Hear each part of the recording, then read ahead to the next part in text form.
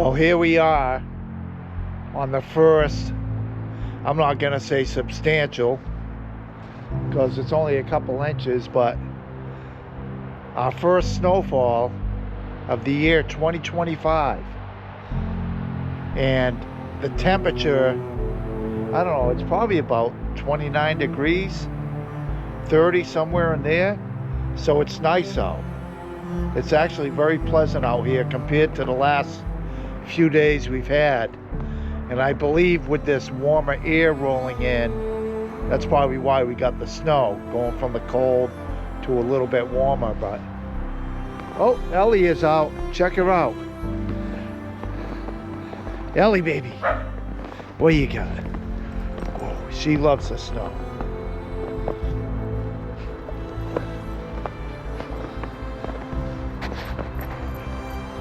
And here comes Jack. Jack has a pretty good thick coat, so. And as you can see, the Travato is a little bit covered up. That's all right. I'll clean that off here in a moment. Because now I have to get this snow up. I don't want it freezing. So that's what I'll be doing here in a little bit. So stay tuned.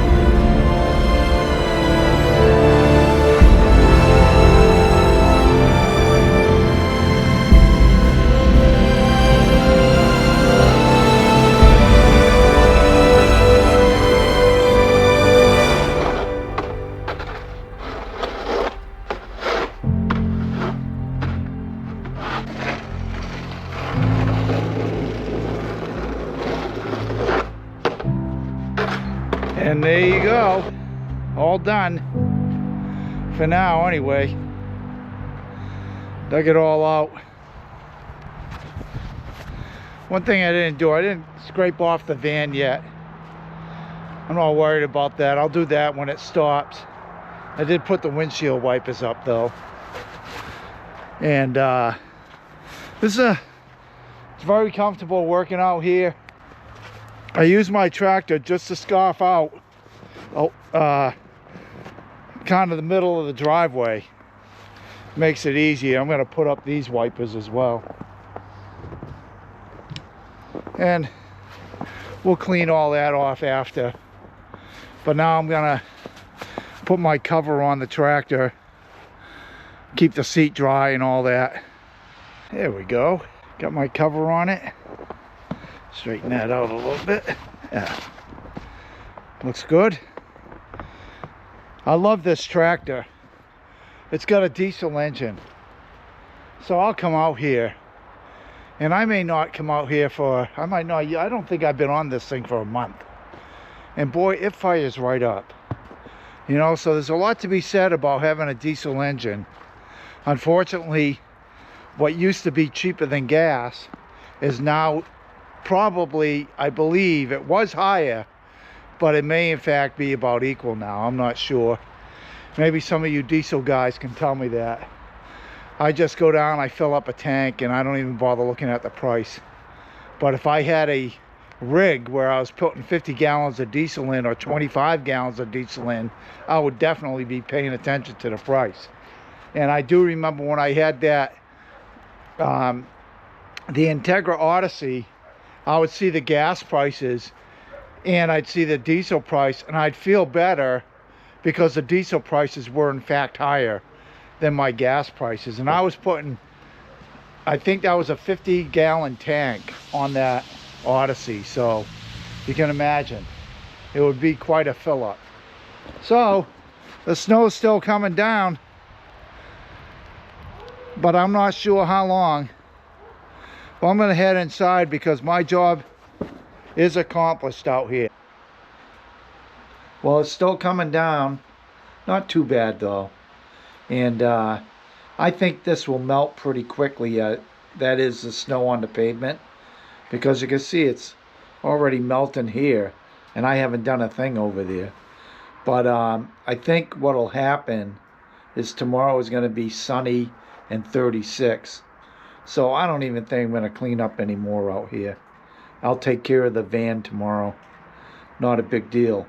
But you know what? I will say this. I uploaded a video today and put it on YouTube, and all was good to go. And I use, for my editing software, I use CyberDirector. And I think it's actually called PowerDirector 365 or something like that. At any rate, and they have stock music in there.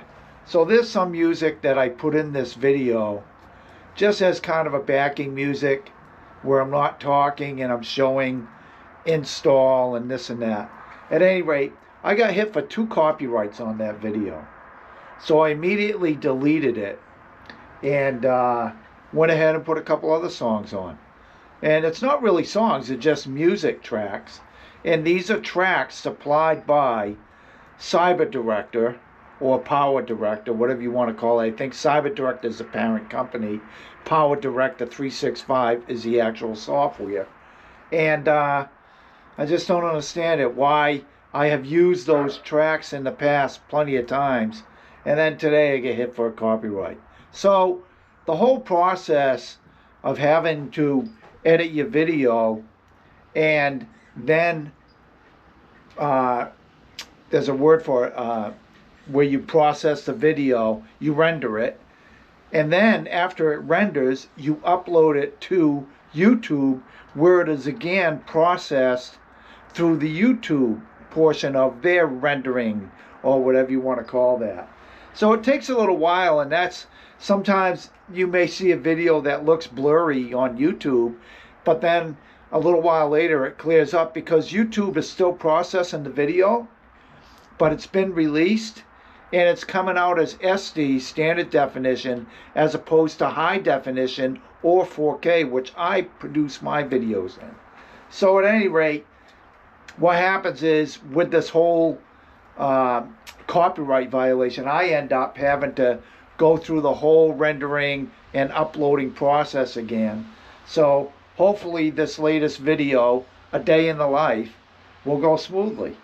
But this is another video, and I'm just out there filming stuff, you know, showing this lovely weather we got.